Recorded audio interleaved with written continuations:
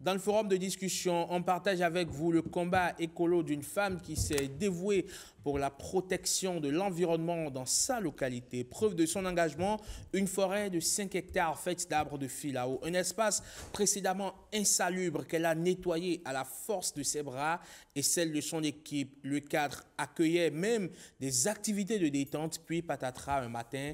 C'est la désillusion, récit d'un désenchantement à suivre. William Apollinaire Tchoki qui est revenu sur ce plateau. Notre invité, et je l'espère cette fois-ci qu'elle n'est pas venue avec un mouchoir. Elle a nom Adjoke Josinou Pinabel, présidente de l'ONG Tamaye. Bonjour et bienvenue. Bonjour. Comment allez-vous? Ça va. Mais c'est un plaisir de vous recevoir. Vous avez le sourire large. Il y a quelques jours, vous n'en aviez pas autant. Et c'est ce que nous allons voir dans ce reportage que nous propose justement William qui s'est rendu sur le terrain et qui nous raconte le désenchantement d'une activiste. Regardez. Tout a été rasé, quasiment tout. La voix presque tremblante. On peut les compter sur le doigt de la main. Les yeux humides de larmes. Adjoke Josinou Pinabel nous raconte son amertume, sa tristesse face à ce qu'elle qualifie de barbarie écologique. Et donc on savait quelque part que ça allait prendre du temps. Et on ne savait pas que ce serait aussi dur. Oui. 4 années durant, elle et les populations riveraines ont déployé toute leur énergie, leur détermination pour sauvegarder cette forêt de filao, comme le montrent ces vidéos amateurs prises il y a quelques mois. On était vraiment stupéfaits de voir que dans ce bel espace vert, il y avait des déchets de partout. Mais quand je vous dis de partout, c'est vraiment des tonnes et des tonnes de déchets. Et la cerise sur le gâteau, c'était qu'en face de cette décharge, de cette plantation de filao, il y avait une école. Donc une école avec des enfants qui allaient 5 voire 6 fois par semaine dans cet espace-là. Et en face d'eux, il y avait cette décharge. Et on s'est dit qu'il fallait qu'on fasse quelque chose pour ces enfants, participer ensemble à changer leur environnement et leur donner l'occasion de vivre comme tous les enfants du monde. Nous nous sommes portés sur les lieux pour constater l'ampleur du désastre. C'est Akbakba PK10 en bordure de l'océan Atlantique. Tout le domaine est rasé, presque 5 hectares de filao sauvagement coupés, laissant place à une image apocalyptique en bordure de l'océan. Cet écosystème de filao servait de brise-vent, de protection du littoral face à l'avancée de la mer. Il était devenu aussi une niche de repos pour les populations riveraines, plus encore pour certaines espèces d'oiseaux migrateurs. C'était aussi l'endroit où on pouvait entendre les oiseaux chanter. Et donc ça, c'était juste magique de voir que un espace qui avant était vraiment abandonné, c'était une décharge, s'est transformé en lieu de vie. Et donc aujourd'hui, on constate avec désarroi que tout a été rasé, quasiment tout. Un poumon vert en bord de l'océan, effacé, sans la moindre inquiétude. Aucune réaction pour l'heure. Adjoke Josinou Pinabel ne perd pas espoir. Un tel espace qui faisait quasiment 5 hectares, en bordure de mer, le seul sur tout le littoral au Bénin, personne n'a rien fait. Personne n'a rien fait, tout le monde le savait, personne n'a rien fait. Donc, mais elle a du mal à comprendre cette volonté à détruire la nature, un bien commun à tous. C'est vraiment sur la jeunesse, cette jeunesse, ces enfants. Voilà donc ce reportage qui nous plonge au cœur de ce récit. Madame Pinabel, dites-nous, est-ce qu'avec un peu de recul maintenant, vous avez pu digérer, on va dire, ce désastre ou c'est toujours en travers de la gorge? Merci. Bien sûr qu'on est obligé de digérer puisque c'est déjà coupé, il n'y a plus de filao. On ne va pas pleurer sur le lait renversé. Pardon? On ne va pas pleurer sur le lait renversé. Non. Mais on fera en sorte que cela ne se renverse plus. Voilà, exactement. C'est ce qu'on va essayer de faire. Essayer de voir comment est-ce qu'on fait pour avancer, comment est-ce qu'on fait pour que dans quelques années, dans le futur, de tels comportements ne se reproduisent plus. Donc, ça va être ça. Et de se rendre compte qu'on a vraiment bien fait de travailler avec les enfants, puisque c'est la cible, et puis c'est le travail. L'objectif de Tamae, c'est vraiment de travailler avec les enfants, de faire de la sensibilisation. Et donc, si ces adultes qui ont coupé ce bel espace aujourd'hui, je pense que si c'était des personnes qui avaient été sensibilisées quand elles étaient plus petites, elles n'auraient pas fait ça. Alors, on va essayer de rembobiner. On va revenir au tout début. Comment est-ce que vous avez identifié cet espace et quelle est, on va dire, l'étendue du travail que vous avez réalisé sur ce domaine-là? Nous avons découvert ce bel espace en 2021, puisqu'on avait sur la plage de Pécadis aussi un problème d'insalubrité, donc une décharge qu'on avait nettoyée. Et donc, on célébrait un peu le travail de la communauté en organisant notre première fête de la nature sur la plage. Et donc, l'objectif d'une fête de la nature, c'est de découvrir son environnement. Et donc, on a découvert lors des balades découvertes cette forêt qui était à côté. Et c'était vraiment une surprise de voir que dedans, il y avait aussi une décharge. Et donc, c'est comme ça qu'on s'est dit avec les enfants, mais qu'est-ce qu'on fait? Et donc, la réponse a été tout de suite, on va la nettoyer. Et donc, on a commencé par la nettoyer effectivement quelques mois après. Et ça a été vraiment un grand travail qui a été mis en place. Il y avait cette volonté et on s'est heurté à un problème, c'était qu'on pouvait nettoyer, mais on ne pouvait pas collecter les déchets puisqu'il n'y avait pas d'accès pour aller jusque dans la forêt. Et un travail exceptionnel qui a été fait, une décision exceptionnelle qui a été prise avec les gens de la communauté, c'était de faire une route.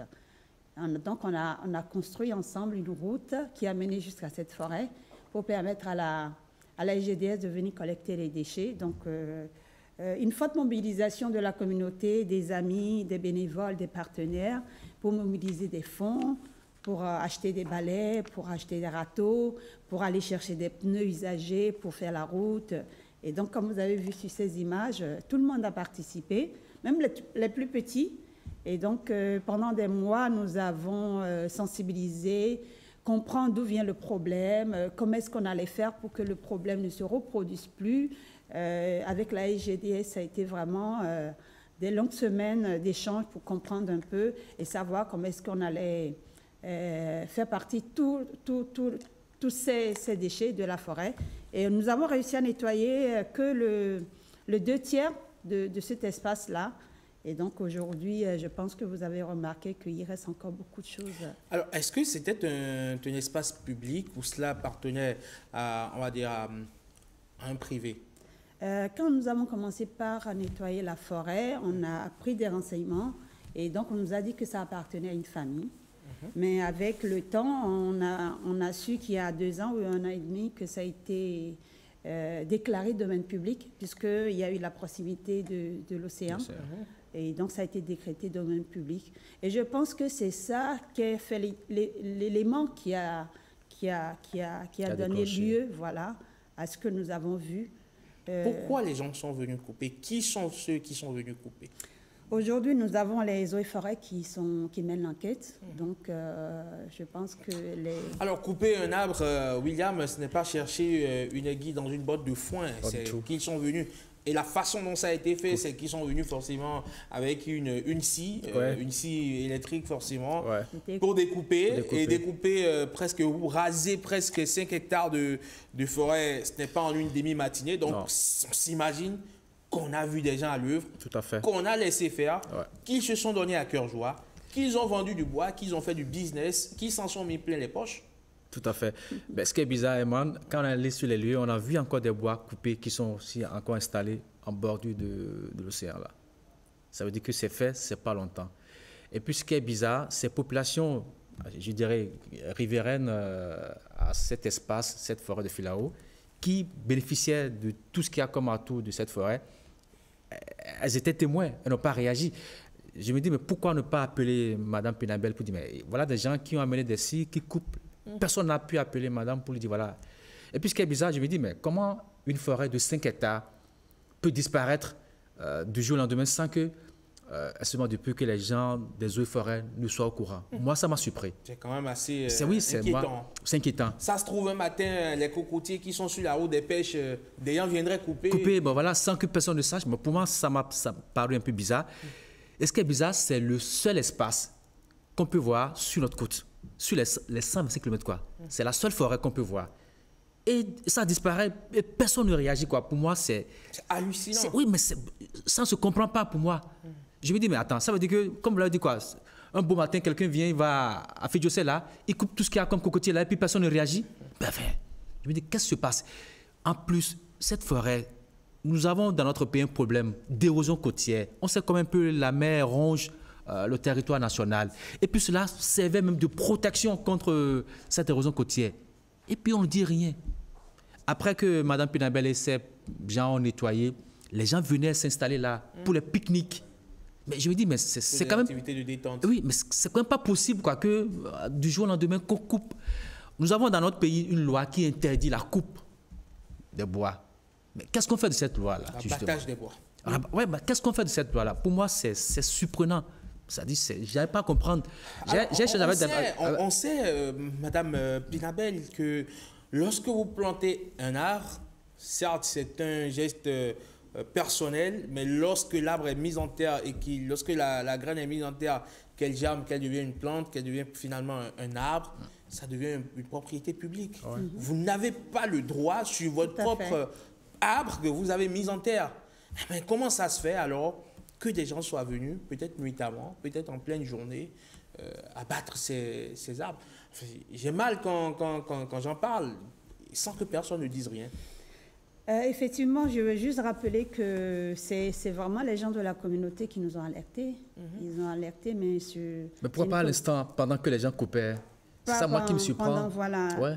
Au début, quand ça a commencé, ils nous ont alertés. Donc, mais je tiens à dire que c'est une population très précaire. Et donc, ils paient un loyer aux prétendus propriétaires. Et c'est vraiment, tout à l'heure, on parlait de problèmes de salubrité, de sanitaire, d'hygiène publique, d'assainissement. Et tous ces problèmes-là se retrouvent dans cette communauté-là. Ils n'ont même pas le droit de construire des latrines chez eux. Donc, c'est des gens qui n'ont pas de pouvoir de faire quoi que ce soit par rapport à quelqu'un qui prétend être le propriétaire du domaine. Et donc, aujourd'hui, avec le problème qui se pose... une fois encore, comme je l'ai dit, il faut qu'on avance, puisque c'est déjà fait. Il faut qu'on avance. L'objectif, c'est vraiment de... Oui, mais si on ferme les yeux, parce que ça sera le piège, si on ferme les yeux, c'est encourager la pagaille. Ouais. J'espère que les autorités qui sont censées s'occuper de ça ne vont pas fermer les yeux. J'espère bien. Nous, on ne peut pas le faire. Notre rôle aujourd'hui, c'est d'éveiller. Voilà, c'est ce qu'on a fait. On a informé tout le monde de ce qui se passe. On a essayé de sensibiliser, d'être dans l'action pour améliorer les choses.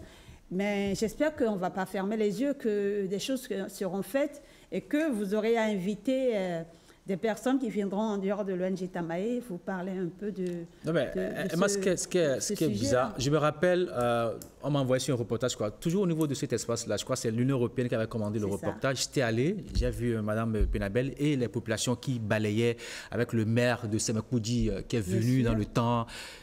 J'ai vu tout ce qu'il y a comme déchets à l'intérieur dans le temps. C'était, comme vous l'avez dit, c'était transformé en un dépotoir sauvage. C'est là les populations riveraines qui vivaient dans des habitations précaires venaient faire leurs besoins. Tout est nettoyé. Donc, bon, enfin... Est-ce que vous avez alerté les autorités locales? Qu'est-ce qu'elles vous ont répondu? Dans un premier temps, elles n'étaient pas informées. J'ai appelé le chef quartier qui n'était pas informé. Le chef d'arrondissement non plus. Le chef d'arrondissement, les eaux et forêts. Donc, ils ont commencé par envoyer. En tout cas, ils m'ont dit qu'ils ont envoyé des personnes sur les lieux pour aller voir un peu ce qui se passait. Et paraît-il qu'ils ont changé de technique. Ils allaient couper peut-être la nuit. Donc, ils ne voyaient personne couper.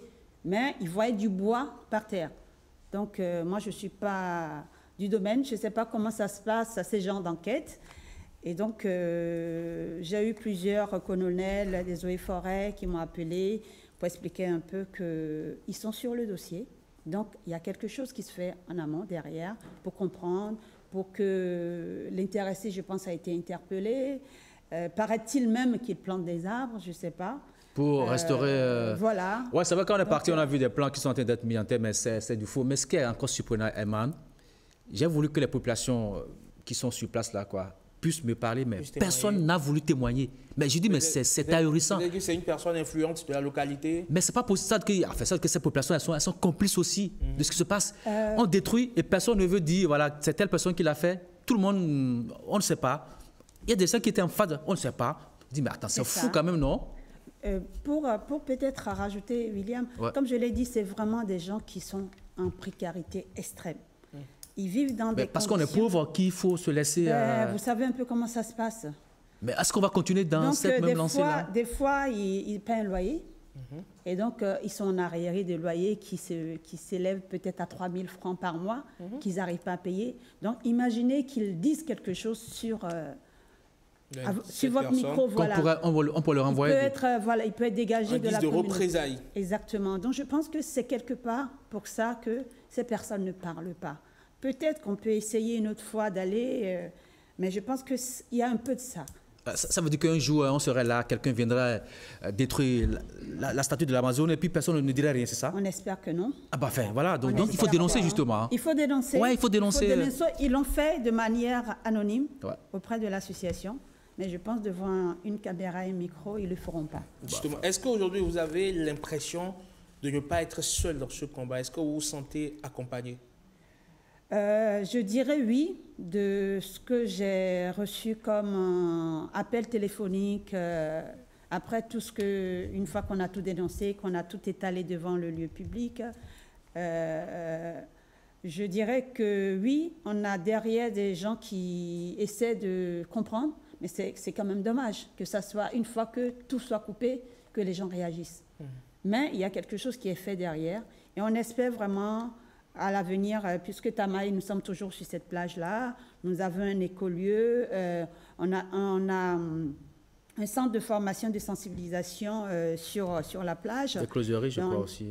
Notre écoplage est là, et donc on espère vraiment collaborer, et c'est ce qu'on avait déjà demandé à l'époque, de collaborer avec la communauté, avec la mairie, sur des projets où on s'assoit autour d'une table, où on pose les choses comme il se doit, et on a une ligne directrice qui permet de savoir qu'est-ce que nous faisons ensemble pour qu'il y ait une vraie mobilisation, il y ait des projets qui soient vraiment durables et qu'on n'ait pas... Voilà, donc aujourd'hui, on a proposé des choses qui n'ont pas été faites et on voit le résultat sur un espace où on a tous collaboré, comme vous avez dit. Le maire, il est venu dans cette forêt-là et qu'on ne comprenne pas aujourd'hui que malgré le fait qu'on a vu venir un maire sur un site, ce site soit aujourd'hui détruit. Donc, ce serait intéressant qu'on fasse des choses. Ce qui est encore plus grave, Eman, quand on prend la ville de Cotonou, on n'a pas de poumons verts. On en parle tout le temps. Cotonou n'est pas suffisamment boisé. Et chaque fois, on dit qu'il fait chaud. Voilà cet espace qui pouvait peut-être apporter un peu d'humidité pour la ville. Et puis un matin, quelqu'un se lève parce qu'il est propriétaire terrien, que je ne sais pas, et qui coupe tout. Voilà, et qui coupe tout. Donc voilà, c'est des choses pour moi. Pseudo-propriétaire. Ouais, bon, exactement. Il faut qu'on pense à préserver ce qu'il y a comme végétation. Aujourd'hui, on a vu les autorités. Quand on construit les artères, on met en terre des arbres, tout, mais ça ne suffit pas. Il faut qu'on crée des poumons verts à l'intérieur de la ville de Cotonou. On en a suffisamment besoin. Vous savez, quand on est dans les feux tricolores et qu'il y a le soleil, tout le monde veut rester sous un arbre parce qu'il fait chaud. Voilà qu'on a peu d'arbres et tout le monde est prêt à couper cela. Je me dis, mais qu'est-ce qu'on veut justement pour nous-mêmes? Incroyable. Ouais. Mais Madame Pinabel, on vous souhaite beaucoup de courage dans ce combat que vous menez, même si vous venez de connaître un coup d'arrêt brutal, choquant, violent. On vous souhaite quand même beaucoup de courage. Il va falloir se relever, aller de l'avant et continuer par faire ce que vous faites si bien déjà, qui est justement de sensibiliser, de gagner des cœurs au combat écologique. On vous souhaite une très belle journée et bon courage à vous. Merci. Et on espère vous recevoir ici très bientôt pour, pourquoi pas, parler de choses plus gaies. Oui, est-ce que déjà pour finir, est-ce que je peux juste ajouter, parce que quand même quelque chose de très gai, c'est que sur cette plage, nous avons des tortues qui viennent pondre. Ouais. Et donc nous avons un projet de nurserie de tortues marines sur la plage. Et on espère que d'ici quelques mois, la population, on invite la population béninoise, d'Akpakpa et de partout, de venir sur la plage de Pécadis. Nous avons un site qui peut accueillir les enfants et surtout, nous allons avoir des bébés tortues. Donc, les tortues, elles viennent pondre. Ça, c'est ce qui nous permet de tenir. Je lis là que chaque tortue a un nom, c'est ça? Oui, c'est des tortues qui ont été peintes par des enfants. OK. Donc, c'est des enfants qui ont fait ces beaux dessins. Et donc, on a fait des articles, comme Tamae, on est quand même... C'est le nom des enfants qui sont sur... C'est le nom des enfants. Des enfants qui sont... OK, d'accord. Ils ont la possibilité de donner des noms aux tortues puisque nous organisons... Parce que là, je lis Rock, Ruth, c'est ça? C'est ça, Ruth, Bernadette, Wifa, ça. Luce, Alan, voilà. Et puis... Jason. Voilà. Et vous en avez d'autres encore de l'autre côté. Bienvenue. Nancy. Voilà. Jason, Adrien, Lionel, c'est ça? C'est ça. Allez, Ismaël, on leur fait à eux tous un gros coucou ce matin. Et on se retrouve sur la plage de Pécadis. Pourquoi pas? Merci beaucoup, Madame Merci Pinabel.